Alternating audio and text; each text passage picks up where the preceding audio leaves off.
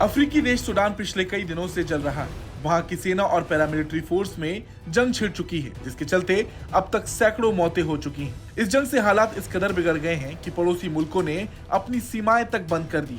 भारत समेत दुनिया भर के देश वहां फंसे अपने नागरिकों को निकालने के लिए ऑपरेशन चला रहे हैं। भारत सरकार का ऑपरेशन कावेरी सुर्खियों में, क्योंकि इस ऑपरेशन के तहत वहां फंसे कई भारतीयों को अब तक निकाला जा चुका है। लेकिन उससे भी बड़ी बात, भारत ने इन सब के बीच अपने मित्र देश फ्रांस का भी ख्याल रखते हुए वहां के नागरिक को भी सूडान से रेस्क्यू किया है। फ्रांस के राजदूत इमैनुअल लिनन ने खुद इस बात की जानकारी दी और सूडान की राजधानी खार्तूम में फ्रांसीसी दूतावास के एक कर्मचारी और उनके परिवार को निकालने के लिए भारत को धन्यवाद दिया।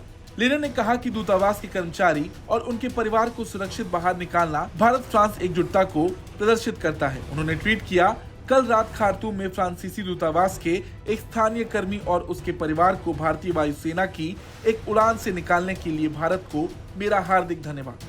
अन्य जगह की तरह सूडान में भी भारत फ्रांस एकजुटता कमजोर नहीं पड़ी।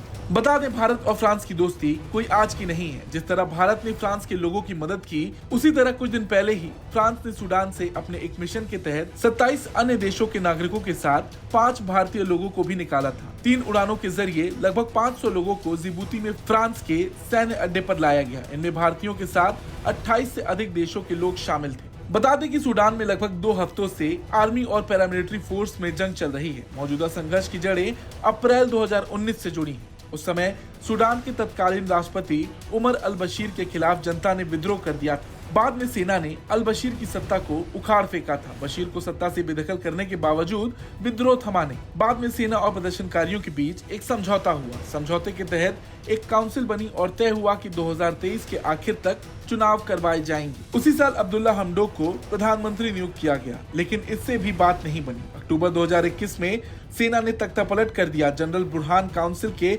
अध्यक्ष तो जनरल डगालो उपाध्यक्ष बन गए। जनरल बुरहान और जनरल डगालो कभी साथ ही थे, लेकिन अब दोनों एक दूसरे के खिलाफ हो गए। इसकी वजह दोनों के बीच मनमुटाव होना है। दोनों के बीच सूडान में चुनाव कराने को लेकर एक राय नहीं बन सकी। इसके अलावा ये भी कहा जा रहा कि सेना ने प्रस्ताव रखा था जिसके तहत आरएसएफ के 10,000 जवानों को सेना में ही शामिल करने की बात थी। लेकिन फिर सवाल उठा कि सेना में पैरामिलिट्री फोर्स को मिलाने के बाद जो नई फोर्स बनेगी उसका प्रमुख कौन बनेगा, और फिर वहीं से संघर्ष शुरू हो गया। अब इसका खामियाजा आम लोगों को भुगतना पड़ रहा है। भारत के विदेश मंत्रालय के मुताबिक सूडान में 3000 से ज्यादा भारतीय फंसे थे। हालांकि इस दौरान सऊदी ने भी भारत की काफी मदद की। सऊदी अरब भी सूडान में फंसे भारतीयों की मदद को आगे आया। सऊदी अरब ने सूडान से भारत और बांग्लादेश सहित कई देशों के नागरिकों को सुरक्षित बाहर निकाला। वहीं भारत सरकार ने ऑपरेशन कावेरी के जरिए कई भारतीयों को अब तक वहां से निकाला है और आगे भी रेस्क्यू कार्य जारी है। ब्यूरो रिपोर्ट, भारत तक।